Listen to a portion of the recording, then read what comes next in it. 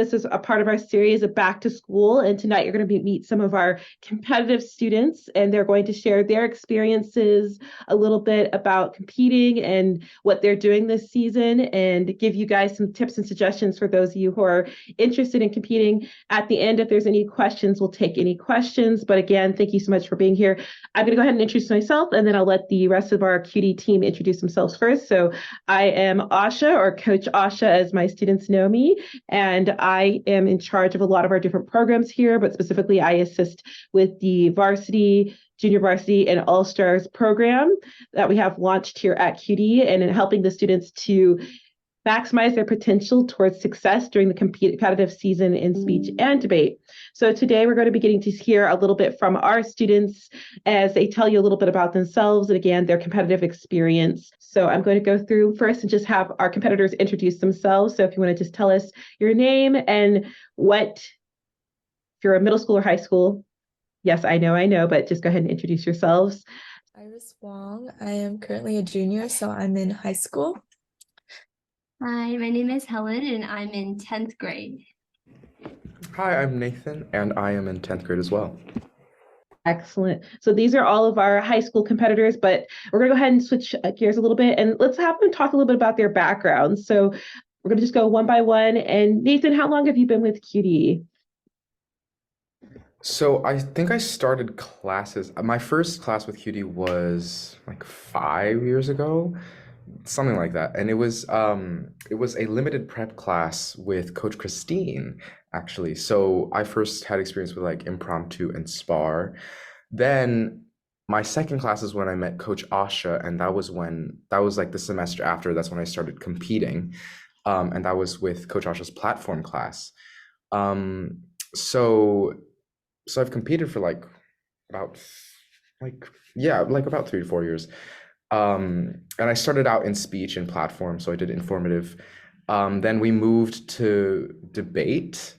So I did a bit of debating. I did Congress. I did public forum, and I did LD, Lincoln Douglas debate. And then I've come back to the speech world.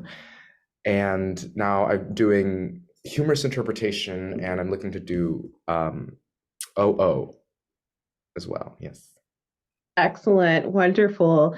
And then going to Helen, same question. So how long, I should say, where did you start your journey with QD? What classes have you taken? And what did you start? What grade were you when you started? So I started taking classes at QD when I was in 4th grade because my mom thought I was too shy and she was worried about me and how I was like so socially antisocial, basically. So I started off taking Coach Jasmine's, I don't even know what class it was, but it was like you did impromptu and that was it. And then after I took Coach Jasmine's class, I did a few tournaments where I took impromptu and storytelling. So this was elementary. And then I took Coach Shantae's class and I took some interp classes, and that's when I started getting into dramatic interpretation, humorous interpretation, storytelling with all like characterization and all the interp events. But I didn't start like competing a lot until middle school. It was 6th grade, right before the pandemic. I went to, I think it wasn't Claremont, but it was like a local tournament. And then the pandemic hit. And then that's when I met Coach Asha. And then I started working on impromptu storytelling. I think it was 6th grade. Impromptu and storytelling. And then like after that, we did some poetry and then humorous interpretation and informative. So I've done a lot of different speech events, but somewhere during middle school, I also worked on Congress and PF. So I have dabbled a bit in debate, but I like speech more. Excellent. And then Iris, I know you were basically born into speech and debate, right? A little bit, not gonna lie. Well, not really, because I think it's been 7 years. Yeah, 7 years. I would say though, maybe I wouldn't do speech and debate if I was more of like an outgoing kid, which I definitely wasn't. So that also contributed to why I started speech and debate. But I didn't really start competing until 5th grade, I think. Yeah. And what events did you start competing with, Iris? Events. I started with storytelling. I don't think I really ever did debate. Yeah, it was storytelling.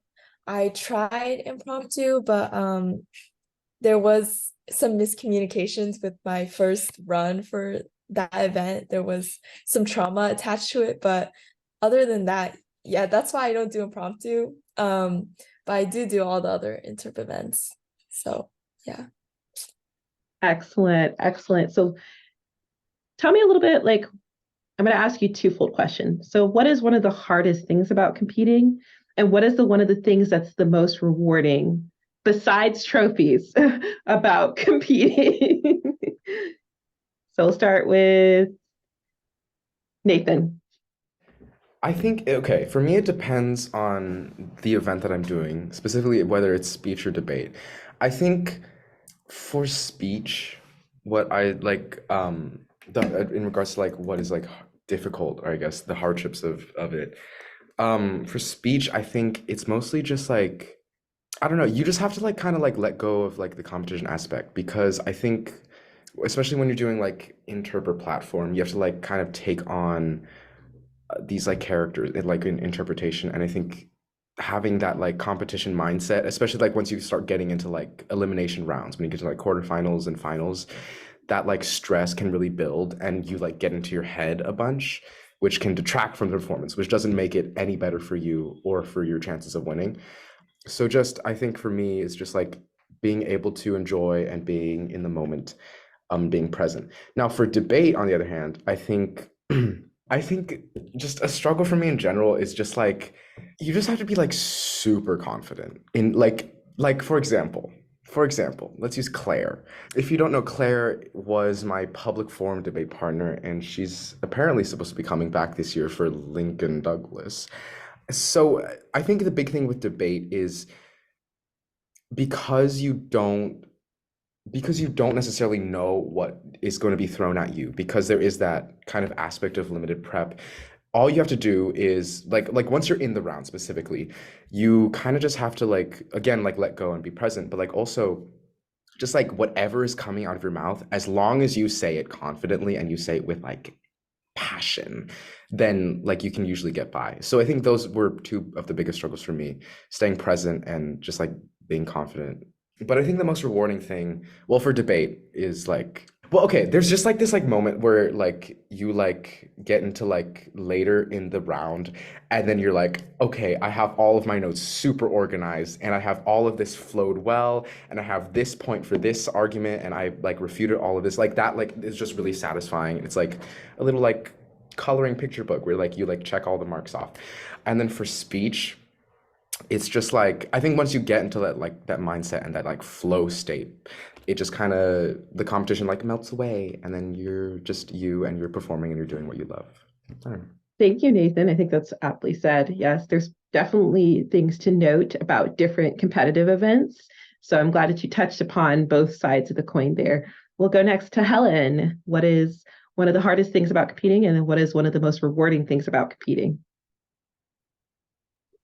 I think the hardest thing about competing is keeping your stamina and not burning out in the early rounds. So like especially with, 2-3 day tournaments, or even just one tournament, but it's like 5 rounds a day, it gets really easy to just lose all of your steam. So like when you get to the critical points, when you get to those elim rounds, those finals, you'll no longer have the energy you had in the out rounds. So then it really goes downhill. So I really say it's important to pace yourself and be able to give like not 100% in the out rounds, and then just like unleash everything in finals. So that's really important, just keeping your pace. I think the most rewarding thing besides getting Coach Joshua trophies would be the energy, just getting to meet new people. That was something I definitely missed during like the pandemic and remote tournaments.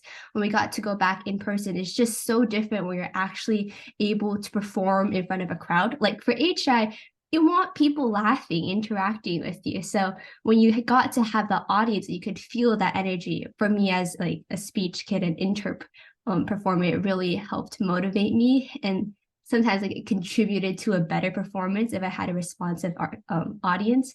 And also just getting to meet new competitors at Minnesota for Night Talk. It was really great. Like we had kids from different states all in one room. And it's great sharing our stories and get to know other people that love doing what we love to do. Excellent. Well said. Yes, I definitely will say on the back end, getting to see the students have the experience to meet so many different people, so many different perspectives at tournaments is the energy that you feel in the room at a tournament, the support system you gain. It's just amazing. But this isn't about me. So let's go on to Iris. So I have to say that the most rewarding thing is outside of like winning is probably the fact that you're doing something, I would say.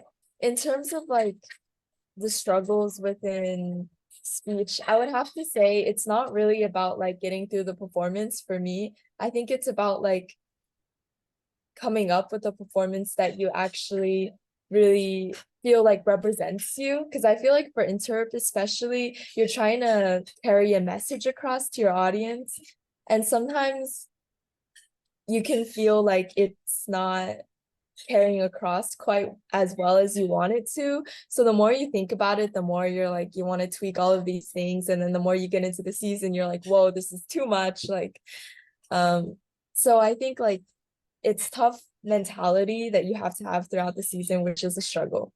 Yeah. Excellent. Yeah. I think there's so much that's just rewarding from the season. There's so much you gain and learn along the way.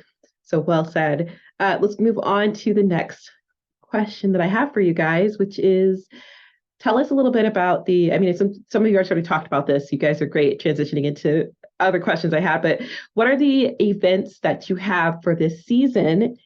And what are your favorite events? So we'll start with that. So we'll start this time with Helen. What events do you have for this season or have planned? So the events I have planned for this season are HI or humorous interpretation and OO, which is original oratory. Humorous interpretation is meant to entertain. And I really like this event because it's fun. It brings a smile to people's faces. You know, like debate, you have people yelling at each other, you try to one up each other. And then like DI, you have like people crying, but then HI, you just get to make people smile. And that's why I like this event so much. It's like, yes, I get to be happy doing what I'm doing and not get trauma from it. That said, it is a lot of work, but I think that humorous interpretation is a really rewarding event, especially when your audience enjoys it. But I think that's malicious lies. Debate is a lot of fun too. The yelling is the sign that you're having fun. It's not yelling, it's actually argumentation. So just to clarify, we are arguing persuasively. It may just sound yelling to the untrained ear. Let's shift to Iris. Iris. My events that I have for this year is a little like, it's subject to change. But for now it's informative, possibly OO. My favorite event though, I think it's hard to choose just because they're all equally fun and they're also equally a struggle. So but if I have to say one, I'll say DI because I've just been sticking with it for a long time. Ask you some follow-up question. So we mentioned humorous interp and dramatic interp. What is the difference with dramatic interp from humorous interp? Dramatic interp, I think, is just very vulnerable. With HI, it's very like fun. I respect people who do HI because it's hard to be funny, I think. But for DI, it's like, I feel like a lot of people think you have to cry, but you actually like don't cry because there's rules, and also it's sometimes it doesn't really touch people, but if you do cry, you should cry, you know. But like DI is more about being vulnerable and telling this sad story through your own interpretive way, which is kind of HI, but HI is funny, you know, and there's more blocking for HI. And DI is more like character driven. Okay. Very good. Well said. Yeah, I think that's definitely something to note is that there's an interp for everyone, is what I always say, but definitely for those who are more about entertaining their audience, HI is really fun and exciting and fast paced, where I think DI brings a seriousness and intensity, emotional intensity that really allows you to hone in on the characters and who they are and their stories. So well said, Iris. And then we'll go over to Nathan. Nathan. Okay, so this year I'm planning on doing HI as well, humorous interpretation, and OO as well. So same as Helen, original oratory and humorous interpretation. So my favorite event, see, I'm supposed to say humorous interpretation because like that's like the thing that I've been doing for like the past 2 years. And that's like what I'm supposed to be successful in. But like also, I feel like debate is fun because there have been those like moments when I was competing as a debater. And it just like clicked. And I was like, whoa, I love winning. And I think that was like just like a big thing for me in debate. You don't get that kind of feeling in speech because in speech, everyone is like happy go lucky, like we're all in this together, we're all our own thing. But in debate, you go head on and there is only one person that's coming out alive. So I think if you're able to withstand that environment, which can admittedly get like really competitive, really stressful very quickly, but if you can get through that, I think debate is just incredibly like enriching. It really develops you because you have that clash, which forces you to like learn from literally every single round. So yeah. Well said. Yeah, I think thank you for speaking to the debate side of things. I think debate is very challenging. It really develops your ability to critically think very quickly. It develops your ability to be assertive and confident because you can't hide in a debate. You really have to stand strong. And I will say it is mentally and physically a challenge. It is. Not that all the other events are, they all have their challenges, but I definitely think that debate, like I said, there's an event for everyone. So I'm glad that you spoke to debate side of things because it really helps to talk about how the place that debate can have in speech and debate. And for those people who like the challenge of argumentation and persuasion, it can be a really rewarding event when done well. Okay, so that brings me on to talking a little bit about the events that you have done at competition this last couple of years, especially we didn't get to do this earlier, but I want to congratulate all of you guys because these students are coming off, they're high schoolers now, and I want to talk a little bit about that. So in middle school, we tell students that they can compete. There is no requirement to go to competitions. There's no requirements to go necessarily to nationals. However, when students go into high school, everything changes. In high school, for students to go on to higher levels of competition, such as state or nationals, they have to qualify. And it is a very stressful, arduous process to getting to that point that they qualify. And all of our students qualified to go to nationals, and we got to go to nationals for their first time as high schoolers last year, which was very exciting. So I want to talk a little bit about twofold. One, I want you to share a competition or award that you're really proud of, because I think it's good to acknowledge your success and your awards. So tell me a little bit about an award or a competition that you did really well at that you're proud of yourself for. And then second, we'll talk a little bit about your nationals experience. This was your first time going to nationals. You can tell me a little bit. Well, not first time. Some of you guys have been to nationals as middle schoolers, but let's talk a little bit about that second. So let's first start off with your competition awards or placings or something that you feel really proud of having accomplished as a first year as a high schooler. We'll start off, Iris. So I think looking back at the season, I wouldn't say it's an award because I actually didn't get an award because they don't give you awards. But I would say something that I'm proud of was for qualifiers, just the ranking that I had for that last round to go, that decides like if you can go to nationals or not. I was really proud of my ranking, which is like 131, which is I think pretty good. Yeah, so that was the thing I was pretty proud of this season. And that also decided that I could go to nationals.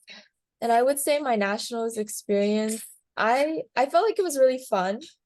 but I also felt like the universe was like against me because a lot of things did happen that involved, you know, almost getting a concussion with the water bottle and flipping over inside of a car. That's like casualties. But looking past all of that, it was still really fun.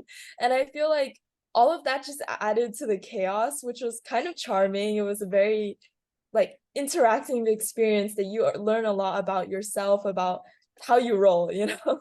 So it was, I feel like a lot of people go and they're prepared, but they're also kind of winging it. And I think that's the best part of the experience. But it was a little like mentally like challenging because there are a lot of rounds, like more than traditional tournaments. So you have to be there and be present for every single performance that you do, and also keep track of the rounds. So there's that. And also navigate. So if you're directionally challenged, like GPS, you know. But yeah, that's it. Overall was fun. Overall was fun. Yeah, thank you, Iris. Yeah, I think this was really unique because we had the opportunity to go to not one, but two nationals this year. For the high schoolers, however, we went to specifically National Individual Events Tournament Champions, which was in Michigan this year.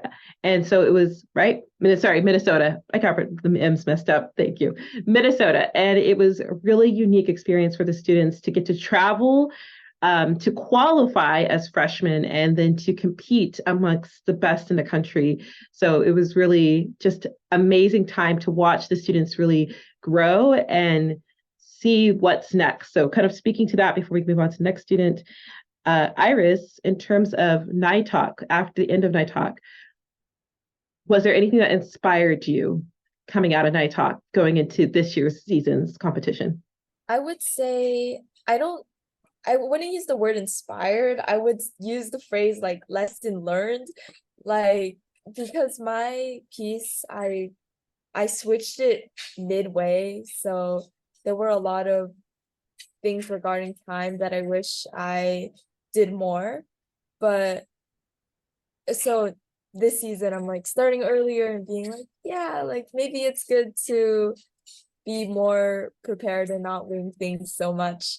But to answer, No, that's great. That's a great starting point. That sets us up for the next question, but I'll come back to you. So I'll go next to Helen. So you also had a very whirlwind competition season. Is there anything that stands out to you in terms of awards that you won that you're really proud of, or just competition placings that you were able to gain that you're like, wow, like I did that and it was not easy, but I managed to do it? Well, last season. So this last season. So just to clarify for the audience, when we refer to seasons, for speech and debate, traditionally a season starts in the fall and goes through till June. So the students have just come off of the 2022-2023 season, and now we're going into the 2023-2024 season. So Helen, to recap this big question, anything from the 2022-2023 season where you're like really proud of yourself, or an award that you won that you're like, this was something accomplishment that I didn't think I could make happen, but it did happen, and I'm really proud of myself for it. I think it would be states in Carlsbad this year. I was really proud of myself for placing 7th because I think leading up to states, I didn't have the confidence I usually had. And plus I was going with my school team and not QD, and we had like 2 speech people. So I didn't have like people cheering me on, and I was like all alone. It was really sad.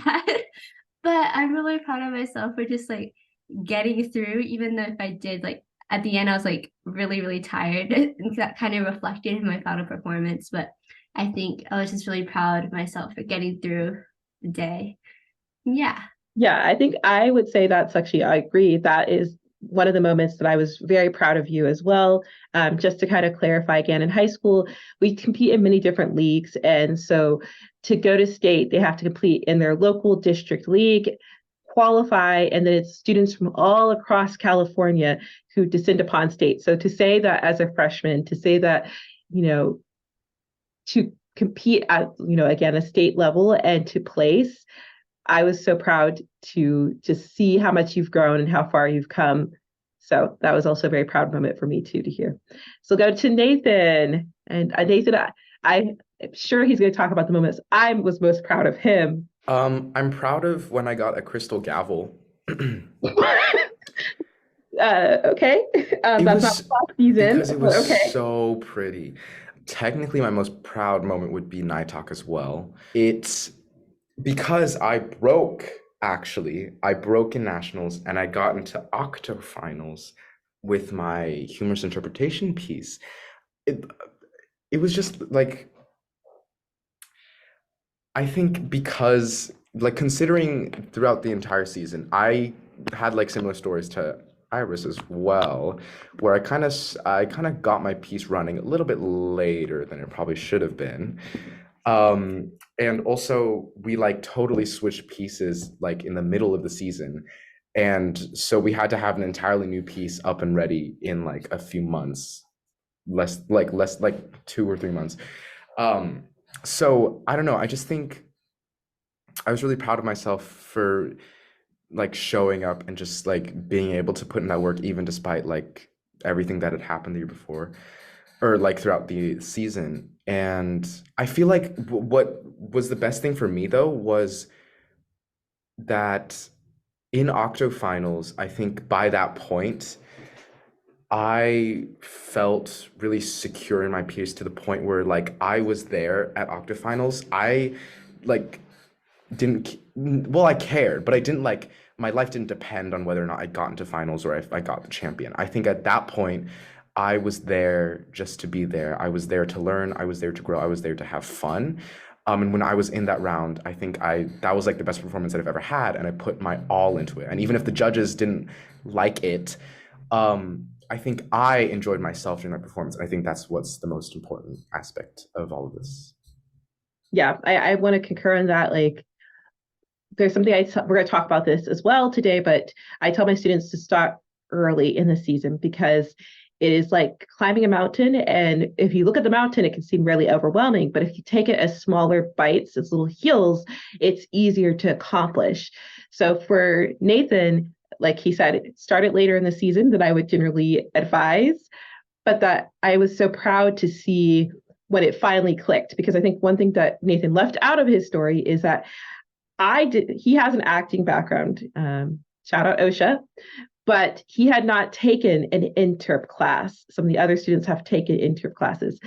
So even as a coach coming into it, it took me a minute to realize that he still needed to understand how to act for interp. And so the fact that he picked up something he had not learned before, he has literally been a master of picking up challenges, like going from impromptu spar to platform to debate and now interp. He's really gone the full span. And so to pick up interp, in the amount of time he did, and then finally for it to click, I think that's the moment the coach always looks for, is seeing that moment where it clicks for students. Like, oh, this is what you've been telling me like multiple times that I need to do. So for me, I was very proud to see Nathan, for it to finally all come together and for it to click. So excellent. Let's go ahead and move on to the next question. So we'll stick with the nationals for a little bit. I want to ask you some pointed questions about, I know Iris already talked about a little bit about what you learned from nationals, but can you tell me in your own words, what did you learn from nationals, and is there anything from nationals that really inspired you or that you're bringing into this season? So, and I'll come back to you on that, Iris, too, but what did you learn from nationals that you're bringing into this season? So we'll start with Helen this time. So I think going in as a ninth grade, I didn't really know what the level was at, because like when you're a middle schooler, like it's the same but also not the same, because like high school, like everyone's polished and it gets really nitpicky, and the people who really come out on top are like just amazing at what they do. It's almost like watching a movie when you watch those interp events. So when I got to go to Minnesota and I saw finals for DI and HI, it was like really inspiring for me and also eye-opening. It's like, wow, this is the level I need to get to. Like these people have polished and honed their piece to this level, and this is what I need to get to. And I think it's really pushed me, and now I have an idea of what I need to aim for and get to. Excellent, excellent. So we'll go to Nathan next. Nathan, what did you learn or what inspired you from coming out of nationals? Does this have to be night talk? Because I kind of want to talk about like the Harvard tournament. Yeah, you can talk to that effect. Okay. I think the Harvard tournament was the point in the season that like turned it kind of around for me because when I got to Harvard, I think I had a similar thing as like what Helen said. I think I just like was humbled, very much so humbled, to see like, especially like in that huge, like the finals round for humorous interpretation, we all went to watch it. It was in this huge, like I don't know, even know, like with like pillars and statues, like a huge auditorium kind of thing, with like a huge stage and lighting and everything.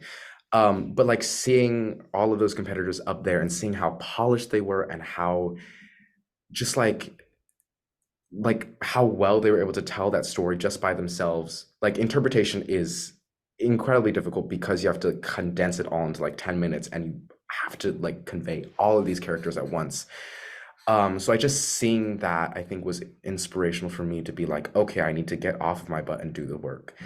And it also kind of was like because I saw all these different stories and all these different characters, and I think it also I allowed myself to let myself go a little bit more, if that makes sense, because I saw all these competitors and what they were doing, with like crazy choices and crazy decisions and crazy characters. I was like, okay, it kind of like opened up the possibilities for me for how far I could kind of push it.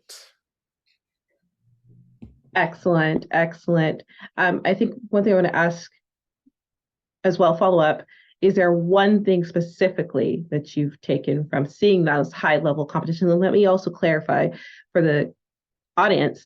So our competitive team, obviously, as you've heard, they get to compete at tournaments during the year. We have 3 levels of competition. We have what we call regional level, or I would say local level tournaments, which are small, maybe like our QD tournament or like just local little tournaments that we go to. Then we have like regional tournaments where we might need to go a little further, state tournaments, and the nationals. But we also last season had the opportunity to go out of state to Harvard, which is what Nathan was speaking about, along with nationals, which was in Minnesota. But specifically, those tournaments are very high level tournaments. Like at Harvard, there was easily in some categories over 200 students, over 300 students. And if you've been following along with QD story, we actually had our freshman students and a middle school student break into quarterfinals. I think it might have been quarterfinals or octafinals. So that was really impressive for our first travel tournament out of state and at a high level, like a high level on the same level as state or national tournament. But so one question I have is, what's one specific thing that you're going to work on, and when I say specific, like, is it working on character blocking, or is it going to be working on having a clear focus or vision for your platform speech, or is it giving yourself enough time to allow your interp to marinate, to really grow to the full potential? So I'll kind of follow that up because I also going to turn to Iris in a second, but we'll start with Nathan. So is there one thing specifically that you're going to take from Harvard or nationals to work on? I think the biggest thing for me for humorous interpretation specifically is just the blocking and the character like differentiation, because literally all the competitors were so incredibly clean. And I like by like observing and watching them, I kind of picked up on like a few techniques. And just like, I don't know, it's just like, I think it made me aware of like how subpar my blocking was in terms of like conveying what the scene was like showing. And so seeing what I had to achieve is like, okay, so I need to get there. Excellent. And the reason why I'm asking these questions too is the next category we're going to go to is talking about students who are thinking about competing. But before we get there, I'll go ahead and go to Iris next. Is there one specific thing that you learned from nationals or from Harvard that I think you kind of talked a little bit on this already, but what is the one thing that you're planning to start or you're working on this season to get to the next level? I think I'm taking into this season is, I think my biggest problem last season was that I lived a lot in my head, and I don't think I was fully prepared to commit to the bit, basically. Like a lot of time I was like, wow, this sucks. And then like sometimes it works out, sometimes it doesn't. And it's very like inconsistent because I'm like thinking about it all the time and I'm not just like focusing on the things I need to focus on, and like all of that unnecessary thoughts just kept on building up. And I think something I'm bringing into this year will be to not, or try not to think about those unnecessary dark thoughts. But I will say that outside of that, I also bring in a new positive energy into this season because I am starting earlier and there is a more vibrant vibe to this season. Yeah. Yeah, I think that so that's such a thing that we don't really talk about, but it's when you're at the highest level of competition, it can really play on how you're thinking, how you're feeling. And so I think it's so important to pace yourself, to give yourself time, to give yourself time. And so if you're rushed and pushed and you're against the wall, it can be harder to like ease out of that like sports anxiety, right? Like if you're an athlete, that sports anxiety comes along with the game. So same thing with speech and debate. It is an sort of type of sport where it's like you're competing at these high levels. It's so important to give yourself time and grace and space to work through those things as you're working through your piece. So, Helen, over to you to ask the same question. Is there one thing specifically that you've taken from Night Talk or from Harvard that you're planning to bring into this season? I think it's like once past like winter break, not to make too many drastic or big changes, because before Night Talk I had for my third main point for my what did I have? Oh, for my informative, I had a completely different like paragraph. And then because after Harvard, we received some feedback on it. And then we decided to change it last minute. But it was so last minute that I was memorizing my piece on the plane to Night Talk. And that is not good, especially when you're meeting, like when you're competing with people like from all over, have spent so long honing their piece. It's like, whoa, I was not prepared for that. So I think that's something I definitely learned from last year, is to have, it's just not to make too many changes once you get into that final stretch, because that's when you should be really just like buckling down, just going forward with everything you've got. Excellent. Thank you, Helen. So we're going to shift gears. We're going to start talking towards the competitors. So those who are competing in the upcoming season, or those who are thinking about competing, or those who just are like, what is competing? What does that even mean? I've just been taking classes. So I'm going to start off with the first question for this. So we'll start off with, why do you think students should compete? We'll start off with that. Why do you think students should compete? And we'll start off this time with Nathan. Nathan, why do you think students should compete? I think competitions, if like strictly from like a speech and debate, competitions are where you really learn. Because like you can take classes, and that's certainly helpful, but it's when you're applying these skills in these like high stress situations, that's when you're truly growing. And that's when you can not only observe other people and see like, oh, this is what they're doing, incorporate some of their things, or see what's not working for them and incorporate that into your own work. But also a chance to reflect with the help of the judge's notes or whatever, but also reflect on like how far you've come and how far you need to go. Competitions are just really helpful to like kind of force you into that.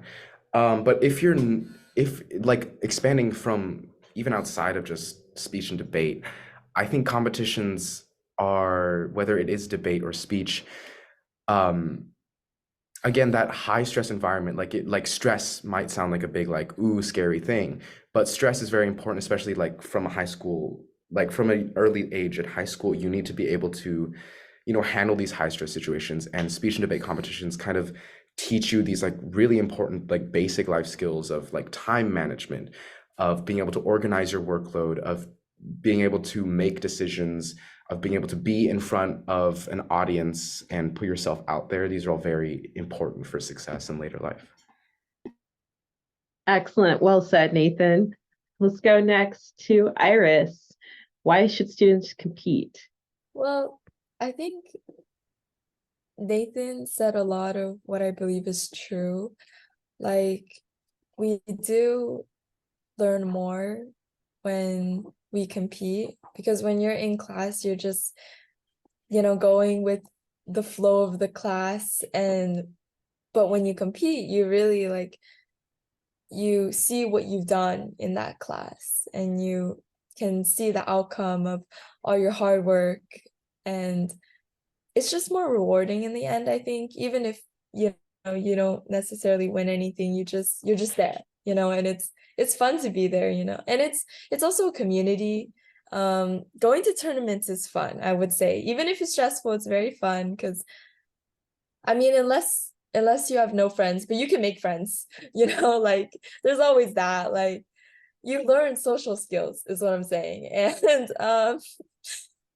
And of course, I think when you're in the class, if you're aiming to build more confidence and improve public speaking skills, you don't necessarily see those skills translate into real life or school projects as much as you do when you compete, because you do it more often, you feel more stress or similar stress to when you apply that to other real life scenarios. So I would say competing is beneficial for future painful situations that can feel less painful. Yeah.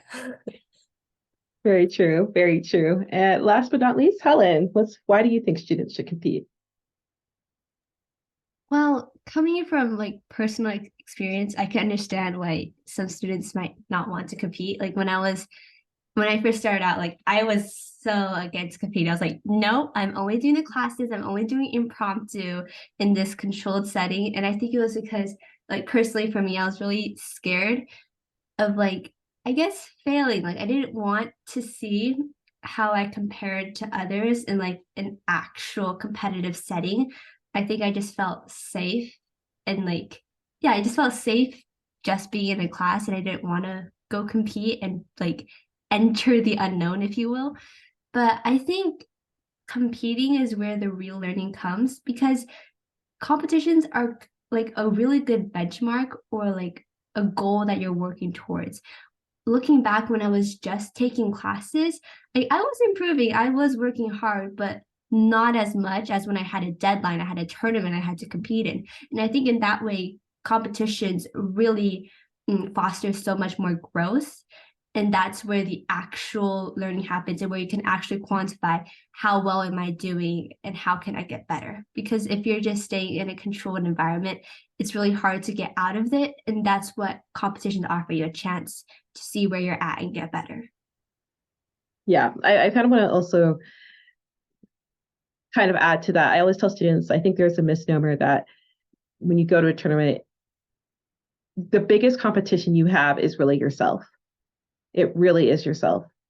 So yes, you're going to see these other amazing people, but you can't compare yourself to those other amazing people because they're not you. They have different skills and strengths. And so it really helps you to challenge yourself to be the best version of yourself.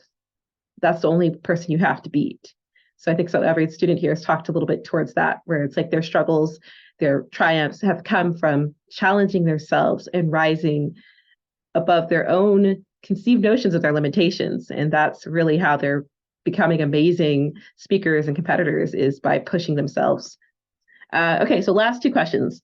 So the next question is, what is one tip you have for students preparing for competitions? Like, what's one secret insider tip you would give them to improve their competition skills, or just to get started on competition, or as they're going to tournaments? Like, I'll start off with mine. If you're a debater, always ask the judge what their judge philosophy is. It helps you to learn what judges are looking for, and it will help you to become better at your debating argumentation. So that's one thing I always tell students is ask the judges. Like that's debate at least allows you to do that. You, maybe not so much speech, but in debate, you can ask judge, hey, what's your judge philosophy, or what do you look for in a debate, and take that note and then learn from it. We'll start off this time with Helen. Helen, what's one of your insider tips for students starting competing? Okay, it may sound like I'm just like advertising for QD, but I swear this is like actually true. Definitely use one-on-one private tutoring. Schedule those privates because that's where you really get to develop your pieces. I promise they're not forcing me to sponsor them. This is like 100% true. Private, like one-on-one, they help so much. And when you do schedule them, make it consistent, not just like, oh, I have a tournament coming up in 3 weeks. Let me schedule this one private. No.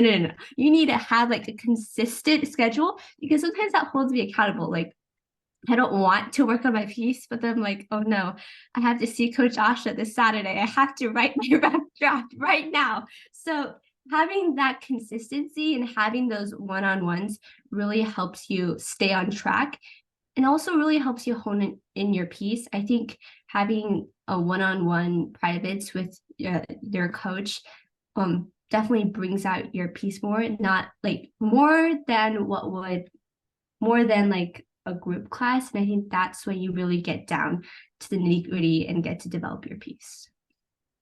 Yes, it definitely adds another additional layer. I mean, I will say all of these students, as Helen said, she's not being paid to say this, all of these students started out in classes and they all had success. Like Nathan came out of my platform class. I had no expectations and he placed first at state. And I was like, what, Nathan? Are we talking about the same student? Same thing with Iris. She had done pros and placed in pros out of classes with Coach Forrest, like had not taken privates. And Helen the same as well. She came storytelling and impromptu was kicking butt. I think it just privates allow you to take it to the next level. But again, all of these students came out of classes, so they didn't like skip straight into privates. Let's go to Nathan. What's your one insider tip?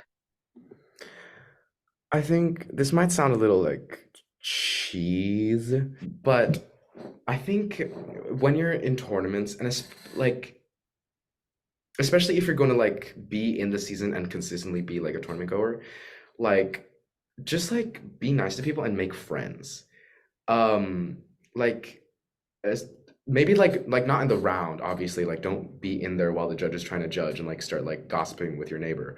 But like if you're like outside the door and you're waiting for your judge to arrive, or you have these little moments where you're like eating lunch and you can like go sit with like some other competitors, because number one, these are also people that have the same experiences as you, that have the same interests as you. So you're gonna kick it off, and just having that support group there just adds there. It's only gonna add to the experience, because like being able to like go to nationals and see that person that you saw last year and connect with them and talk about your experiences, and having those connections will only help you. And like even with the judges, like if you're like waiting before the round, waiting for all the competitors to arrive, just like talk to the judges, get to know them a little, make them your friends. Maybe they'll score you a little bit higher. Who knows? Yeah, it's so true. I think that's one thing that we've mentioned and touched on is QD, we really value community. Like when we go to tournaments, we try to go together, we support each other, we watch each other's events, we like really have each other's backs. But don't just stick to QD students, go get to know the other students. Like we've have friends in different states, countries, because we've been able to communicate and collaborate and talk to other people. And it's so cool to get to see them when you go to another tournament. So yes. Community. Speech and debate is really about building a community. Iris, what's your one insider tip for students? I personally don't do this, but as I was thinking, I just came up with this random tip that I think may or may not be helpful for just like before tournaments. If you're nervous, if you feel like I shouldn't be here, like these people are so much better than me, like do like 50 push-ups or like 10 push-ups, however many you can do, and just like keep going until you're like sweating and sad and you feel like you can't do it. Just keep going, and then after you're done, you'll feel like, well, I hope, because I haven't done it, but I hope you'll feel like like you've done something hard and now you can do this tip. But something insightful that I think I can speak a little better on because I can only do like one push-up for real. So there's that. Competing, you shouldn't think too much about where other people are at. Just do what you can, really. And like some stuff, it's like, oh, you might want to explain yourself because you got it up so late, or like there's just a lot of things going on in your life and stuff like that, or I know a lot of anxiety, but just do what you do and let other people do what they do. But debate, I think it's another story. But for sure, like don't punch anyone generally, and don't curse people out, and you'll be fine. No, I think very well said, Iris. Like, it's actually something that I tell students is before you go into competition, besides doing warm-ups, we do group warm-ups. If you have a lot of speech anxiety, if you're afraid, one thing you can do is like dance, like do a dance, like go into a corner, dance it off, listen to your favorite music. I had one student, she loved meditating. She would meditate before she went around. Like do something that's going to help you to decrease that and distract you from that. And then just remember that you are here because you're already great. So go show them why you're great. So I think that's aptly said, is like if you get very much in your head, but if you are struggling with that, find something to distract yourself. Find something that shows you that, you're an amazing, wonderful person and nothing awful will happen if you compete. So excellent. Well said. I do want to remind you guys that all these students have been where you are at or going. Like these are all students that competed in middle school and are now beginning their journey in high school of competing. So they are the perfect people to ask questions of. I do just want to plug one thing. We will be having this back to school series. I think it was posted in the 5-minute news, so keep an eye out for that. We will be having another back to school session in a couple weeks, actually, the 27th, talking about what to expect at competitions, talking a little bit about competitions, specifically tournament FAQs, thing for parents to know, thing for students to know. So if you are looking at going to competitions, please definitely join us on the 27th from 7:30 to 8:30 to go over back to school competition live stream. And I want to just leave with one last question for our competitors. So I know that a trend that has emerged this year has been about finding your voice in speech and debate, like finding your voice. So if you could just tell me in a sentence or less, what does it mean to find your voice to you? And then follow up to that is, how do you recommend students find their voice? And by voice, this can mean finding the right piece for them, finding the right interps, platform, limited prep, debate. What is your recommendation? So A, what does finding your voice mean to you? And B, how do you recommend students find their voice in speech and debate? So we'll start off with Nathan, since he's been all over the world. Finding your voice is really just being able to, whether it's, I guess debate kind of depends, but debate you can still definitely find your voice, because debate you're kind of forced into having an opinion that maybe you don't agree with.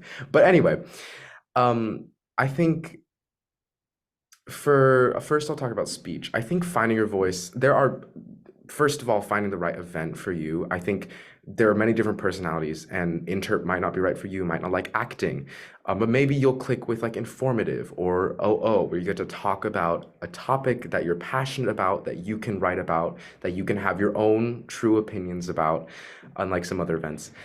I think just once you find that event, making sure that the thing that you are talking about is something that you truly want to do, because this is something that you are going to be taking with you all across every single tournament.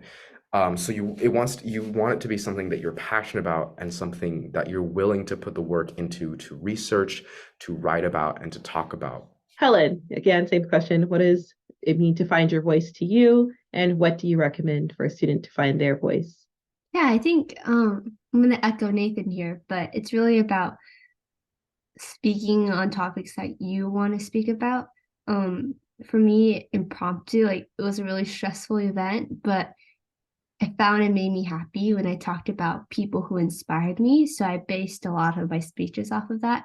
So I would really recommend what Coach Joshua has us do when we want to do an interp or write a platform. She gives us 1 minute to just write down anything we're interested or passionate about. And it's during those brainstorming sessions, in those quick stressed under like timed situations, you can often find what you're passionate about. And I'd say just make sure you like what you're talking about, or else like it gets harder as the season goes along to stick with it. Thank you, Helen. Yes, I love that. Like really just find your passion, stick to it. I think both you guys. Iris, do you have anything to add to that in terms of what does it mean to find your voice in speech and debate, and what is your tip for students to find their voice? I'll speak on for interp, I think events that you have to find published pieces for. Keep my info topic. Don't settle. Just pick what you want and what you love. And if you don't feel good about it, then just move on and find something else and keep looking, just persevere. Yeah. Thank you. Thank you so much, Iris. Thank you to all of our competitors. Just to recap some of the things that they noted today is one, start your journey early, right? If you talk yourself out of it, you'll never get out of the box. So start your journey early and work hard, work often, keep going. Two, be committed, be confident in yourself, and constantly be challenging and learning and growing. And three, be passionate. There's this place in speech and debate for everyone. I think Iris, Nathan, and Helen have really showcased that today, that you can really find your place and then work on excelling at it and just keep going. So hopefully you learned a little bit something and were inspired by our competitors and seeing how their journey is still continuing and they're still growing. But I hope that you learned something from it. If there's any questions, again, you can put them in the chat, or I'll stick around for a little bit to answer any questions. But thank you so much for joining us this evening. Thank you so much for joining us on this journey. And I hope to see some of you guys in our upcoming competitions again on September 27th. I believe we have our next back to school live stream from 7:30 to 8:30, where we'll be talking more from the tournament FAQs in terms of parents need to know and student needs to know to actually go to a competition, actively compete. So look forward to that in our back to school session. And thank you again so much for joining us this evening. We really, both to the student competitors and to parents and students who showed up, we really appreciate it. Thank you so much.